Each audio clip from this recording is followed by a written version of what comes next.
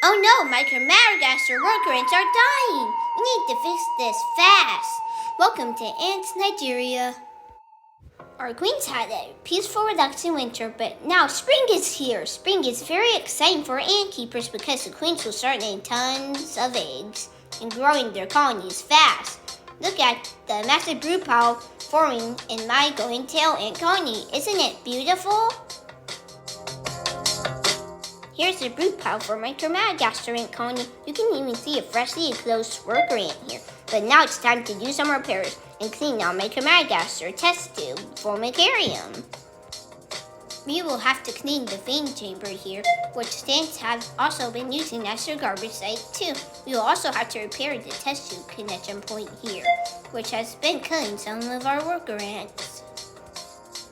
The worker ants have been crawling through the small spaces between the tape and the plastic tube connecting the test tube to the test tube joint.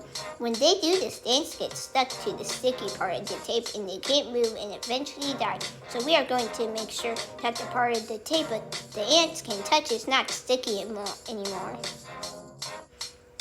Now let's take apart the joint area that is killing the worker ants. First, we will remove the tape that the ants are getting stuck to. You can see at least 3 dead worker ants and 1 living worker ant stuck to the tape.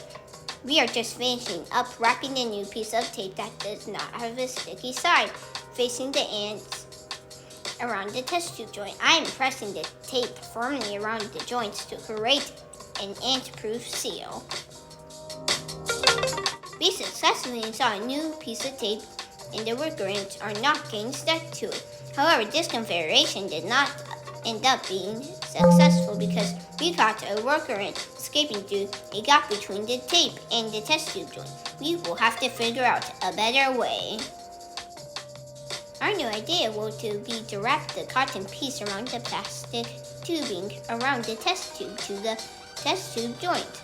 We will slide the test tube over the cotton wrap tube and create a tight seal between the test tube, plastic tubing, and joint.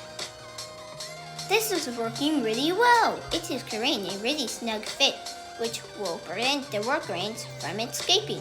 Here's our newly complete test tube joint. Will this one work? Yes! This joint works great. We have not had any ant escapes or die getting stuck between the plastic tubing and the test tube. I'm going to replace the feeding chamber, but before I install the new chamber, I'm going to add a delicious meal worm dipped in honey.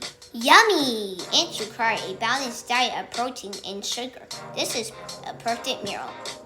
Now I'm going to remove the cap from the old feeding chamber. Insert the new feeding chamber into the cap. Then I'm going to insert the new feeding chamber into the test tube setup with the ants. I'm going to clean the old feeding chamber with soapy water and a pipe cleaning brush and save it for later use.